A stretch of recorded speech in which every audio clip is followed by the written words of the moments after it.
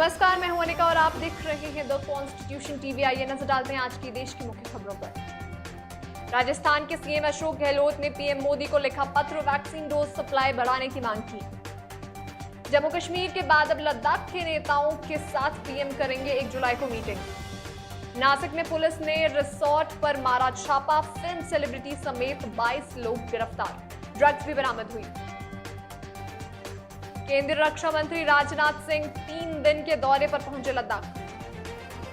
और आज की बड़ी खबर बता दें, पिछले 24 घंटों में कोरोना के 46,976 मामले, 849 लोगों की मौत। अब देश की खबरें विस्तार से। पिछले 24 घंटे में कोरोना के 46,976 मामले सामने आए, जिसमें से 849 लोगों की मौत हो गई। 53,671 मरीज ठीक हुए। तो ये थी देश की मुख्य खबरें। आइए बढ़ते हैं हिमाचल प्रदेश की मुख्य खबरों पर। हिमाचल में पर्यटन कारोबार ने पकड़ी रफ्तार, शिमला में सभी होटल फुल, सैलानियों को गाड़ियों में बितानी पड़ी रात। रक्षा मंत्री ने आज बीआरओ द्वारा 3 पुलों का वर्चुअल उद्घाटन किया। चीनी सीमा से पूरे साल संपर्क रखने में सहायक होंगे ये 3 पुल। प्रदेश में आज शिक्षा विभाग के लिए आयोजित किया गया है 2 दिन का विशेष वैक्सीन अभियान, बनाए गए हैं 200 सेंटर। पिछले 24 घंटे में हिमाचल में कोरोना के 184 नए मामले पाए गए, 6 लोगों की मौत हुई, 249 लोगों ने कोरोना को मात दी। रक्षा मंत्री श्री राजनाथ सिंह आज चीनी सीमा से संपर्क बढ़ाने वाले 3 पुलों का उद्घाटन करेंगे। पहला पुल 40 मीटर की लंबाई का है, जिसे पांगी नाला के ऊपर बनाया गया है। दूसरा पुल है 55 मीटर का, जो किरण खड्डा के ऊपर बनाया गया है। और तीसरा पुल है टाइटन नाले पर, जिसकी लंबाई है 30 मीटर। कोरोना के कारण लगी बंदिशों के खत्म होने के बाद हिमाचल में यात्रियों की होड़ लगी हुई है। कल शिमला में इतने सैलानी उमड़ पड़े कि रहने के लिए होटल तक नहीं मिल रहे थे। होटलों के सभी कमरे भरे हुए होने के कारण कुछ लोगों को शोधी और कुफरी तक जाना पड़ा।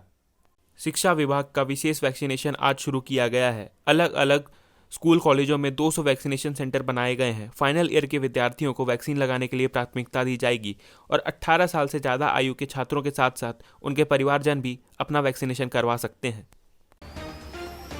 तो यह थी हिमाचल प्रदेश की मुख्य खबरें। आइए बढ़ते हैं उत्तराखंड की मुख्य खबरों पर। पिछले 24 घंटों में कोरोना के 82 मामले, 2 लोगों की मौत। भीड़ के साथ प्रदेश में 6 जुलाई तक बड़ा कोविड कर्फ्यू, वीकेंड पर खुल सकते हैं पर्यटन स्थल। मायावती का बड़ा ऐलान, यूपी उत्तराखंड में अकेले चुनाव लड़ेंगी बहुजन समाज पार्टी। उत्तराखंड में वीकेंड पर उमड़ी यात्रियों की भीड़, गंगा घाटों पर लगाई डुबकी। अब उत्तराखंड की खबरें विस्तार से। बहुजन समाज पार्टी सुप्रीमो मायावती ने उत्तर प्रदेश और उत्तराखंड में अकेले दम पर चुनाव लड़ने का ऐलान किया है। मायावती ने सोशल मीडिया पर इस बात की जानकारी दी। बसपा सुप्रीमो ने उन खबरों का खंडन किया जिनमें यह बात बताई जा रही थी कि वो असदुद्दीन ओवैसी की पार्टी AIMIM के साथ गठबंधन कर सकती हैं। उत्तराखंड में साप्ताहिक कोविड कर्फ्यू कुछ और रियायतों के साथ 6 जुलाई तक बढ़ाया गया।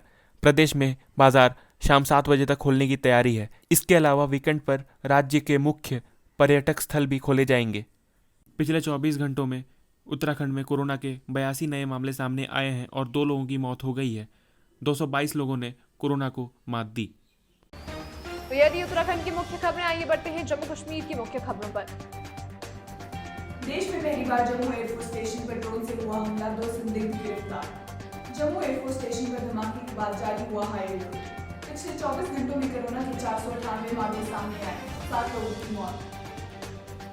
पिछले 24 घंटों में कोरोना के 498 मामले सामने आए, 7 लोगों की हुई मौत। श्रीनगर में बर्बरशाह इलाके में हुआ ग्रेनेड हमला, 1 नागरिक की मौत। मोदी सरकार से बोली महबूबा मुफ्ती, जम्मू कश्मीर के लोगों को चैन से जीने दीजिए, दिलों की दूरी मिट जाएगी। तो अब जम्मू कश्मीर की खबरें विस्तार। जम्मू एयरफोर्स स्टेशन के अंदर करीब 1:30 बजे की रात को 5 मिनट के अंदर अंदर 2 धमाके हुए, जिससे हड़कंप मच गया। इन धमाकों में इंडियन एयरफोर्स के 2 जवान घायल हुए हैं। एयरफोर्स स्टेशन पर IED गिराने के लिए कम उड़ान वाले ड्रोन का इस्तेमाल किया गया था, जिसे डिटेक्ट करना मुश्किल होता है।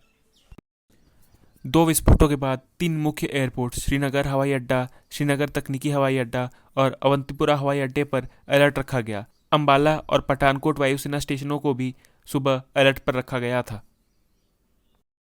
पिछले 24 घंटों में जम्मू कश्मीर में कोरोना के 415 नए मामले सामने आए हैं और 8 लोगों की मौत हो गई है।